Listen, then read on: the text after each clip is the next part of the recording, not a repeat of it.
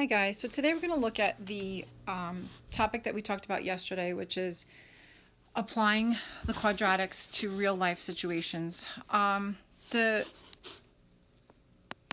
idea is that you have an object that's being thrown, and even if you're standing in one spot, throwing it directly above you and then letting it fall to the ground, that the path of, not the path, but the height of the ball is what we're looking at over time, can be shown using a parabola. So from some initial height, you throw the ball up, its height increases, its height decreases, even if it's going right above your head and straight back down. Because time moves forward, you see it as a parabolic shape.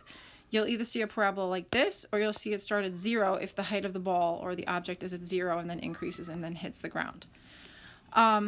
The basic questions that they can ask you are, what's the maximum height of the object? The maximum height of the object is, if I show you here, this point here, which I talked about in class yesterday, which would be like a number like, say, 200 or whatever. This is the vertex, but it's only the y value of the vertex. So when they ask you for the maximum height of the object, you're going to find the y value of the vertex. Another common question that they'll ask you is the amount of time that it takes to reach the maximum height. The amount of time is along the x-axis. They're asking you to give them this x value, which corresponds to this maximum height. And if you remember, that is the axis of symmetry. If they ask you for the amount of time that it takes for the object to hit the ground, the amount of time that it takes for the object to hit the ground is here. This is the positive root. There are two roots. One will either be negative, which would be here, that you would reject, or it could be 0 if the parabola started here. The other root would be 0. Both of those get rejected, and you only take the positive root. That's when the height is 0. So if they ask you for the amount of time that it takes for the object to hit the ground, you're going to find the positive root. And remember, to find the roots, you either factor. That's your first method. If factoring doesn't work, then you use quadratic formula. Okay. You also have completing the square, which gives you the roots also, but that's a tougher process, so you kind of want to avoid completing the square. You want to either factor or use quadratic formula. All right, so you're going to use one of these two methods when you're being asked to find the positive root, or to find the amount of time that it takes for the object to hit the ground. And the last thing that they could ask you, which is the easiest, is the height of an object after x seconds. So x being like time, they'll ask you to just basically take the x value and plug it into the equation and figure out what the y value is, which is what the height is. So let's take a look at some examples.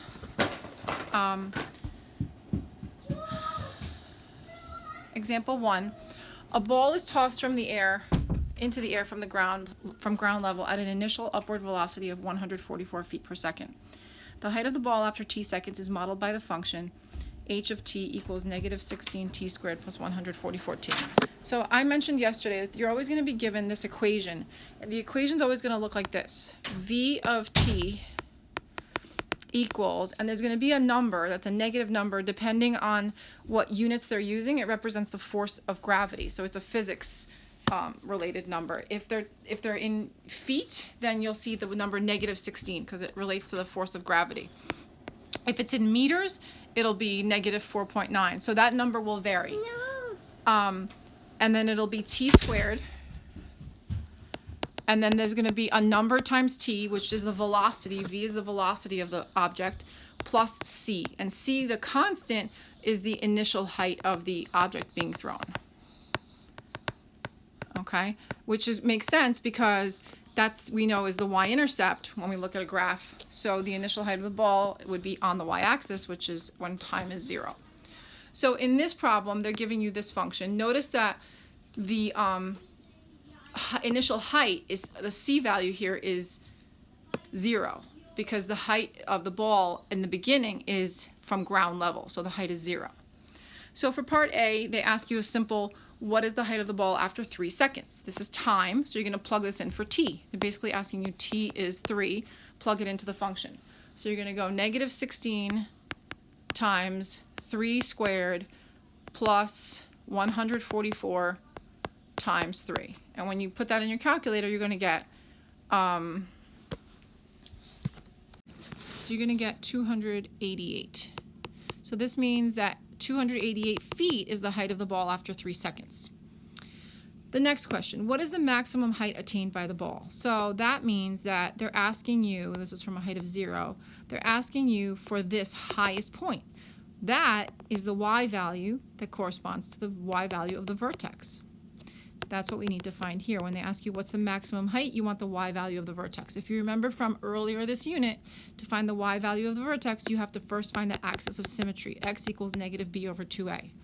So x equals, now my a value, if you go back to the initial function given, a is negative 16, b is 144, and c is 0. So negative b would be negative 144 over 2 times a, which is 2 times negative 16. When you put this in your calculator, you get x equals 4.5. So then you take your x value and you plug it back into the function, back into h of, now t is going to be 4.5, squared, equals, negative 16 times 4.5 squared plus 144 times 4.5. So you're going to do 4.5 squared in your calculator, multiply by negative 16, and then add with 144 times 4.5. And that's going to give us 324. So that means that this point up here is the number 324. That's basically the vertex is, if somebody asked you for the vertex, it would be 4.5 comma 324. But the number we're going to give them is 324 feet. That is the highest point achieved by the ball. Okay?